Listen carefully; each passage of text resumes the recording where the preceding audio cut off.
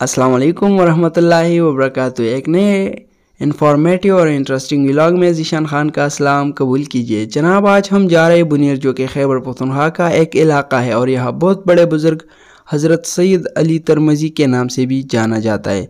आज मैं उनके मज़ार पे जा रहा हूँ। दोस्तों, वीडियो के साथ जुड़े रहे क्योंकि मैं आपको बुनीर की सैर के साथ साथ हज़रत सैयद अली तरमज़ी यानी पीर बाबा की ज़िंदगी से मुतालिक और उनकी खिदमात से मुतालिक मुकम्मल मालूमात फ़राहम करूँगा। दोस्तों, पीर बाबा का मर्तबा औलिया किराम और बुज़ुर्गान दीन की सफ़ में एक बुलंद मकाम पर है। पश्तो की तारीख़ में दीन की अशगात और इस्लाम की तबलीग के लिए अपनी ज़िंदगी वक़फ़ करने में पीर बाबा का बुलंद मर्तबा है।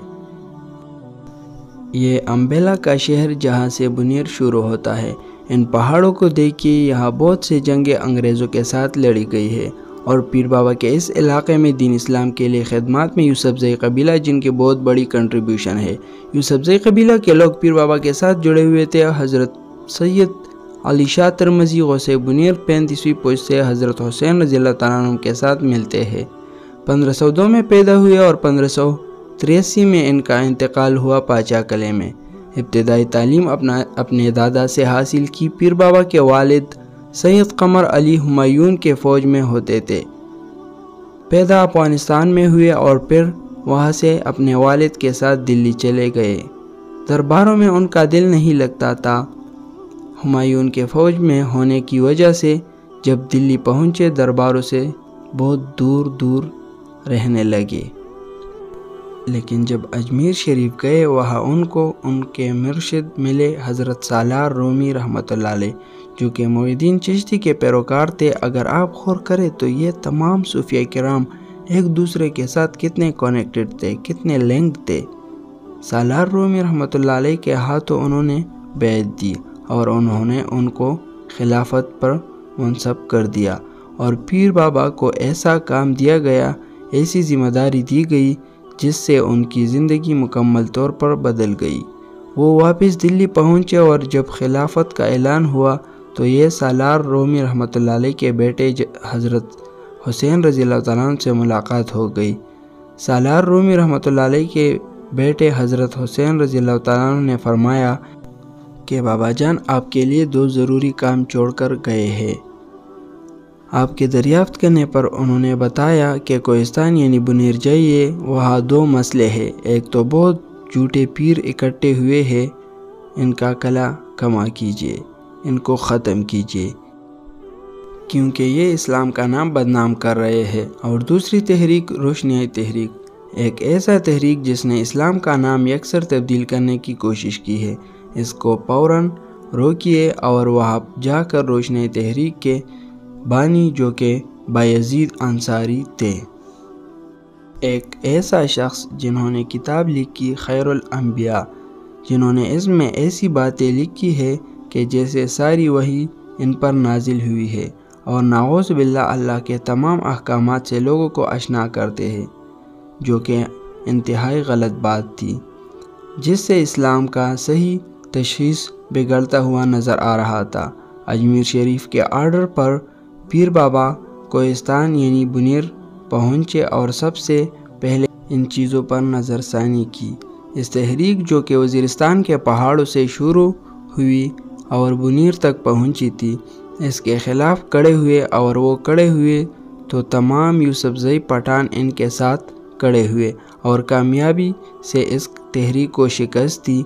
पीर रोशन, पीर रोहान यानी बायजीद अंसारी के शर और मकरूह फरेब से सादा लोगों पश्तून को ख़बरदार कराया।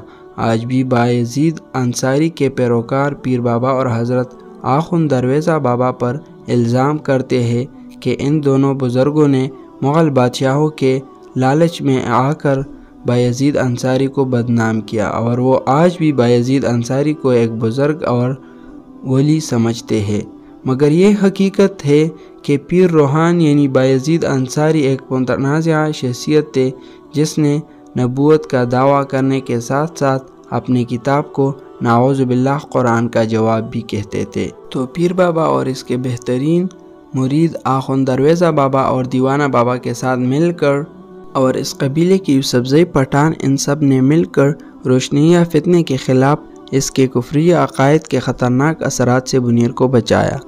حسین بن صابات تحریک روشنیہ تحریک اور تحریک طالبان کو بھی اس علاقے میں شکست دی، جو کہ تاریخ کی بہت بڑی کامیابی ہے، اور انہوں نے بہت بڑی جدوجہد کی اسلام کے لیے۔ آپ کے تبلیغ اور بلند اخلاق سے متاثر ہو کر لاکھوں غیر مسلموں نے اسلام قبول کیا۔ آپ کے مرید، آپ کے بیٹے اور پوتوں نے بنیر سے نکل کر سوات، دیر، باجوڑ، مردان، سوابی اور کراچی تک لوگوں کو دین اسلام کی تبلیغ کی۔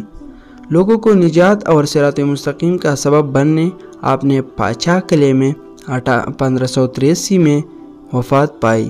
آپ کی وفات کے تقریباً 300 سال بعد آپ کے سید گھرانے کے پوتے سید اکبر باچا کو 1849 میں سوات کا حاکم بنایا گیا۔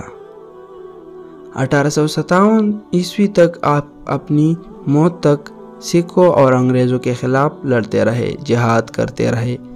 11 مئی 1857 کو سید اکبر باچا کے وفات پر اس دور کے پشاور انگریز کمشنر نے کہا کہ اگر سید اکبر باچا حیات ہوتے تو آج ہندوستان کی سیاست مختلف ہوتی۔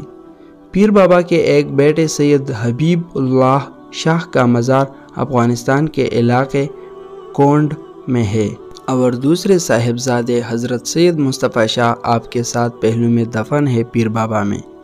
تو دوستو، پیر بابا، ان کے بیٹوں اور ان کے پوتوں نے اسلام کے لیے بہت جدوجہد کی، اور جو ملک پاکستان اسلام کے نام پر بنا ہے، پیر بابا کے اس مزار پر اس کے استحکام اور اس کی حفاظت کے لیے دعا کرتے ہیں۔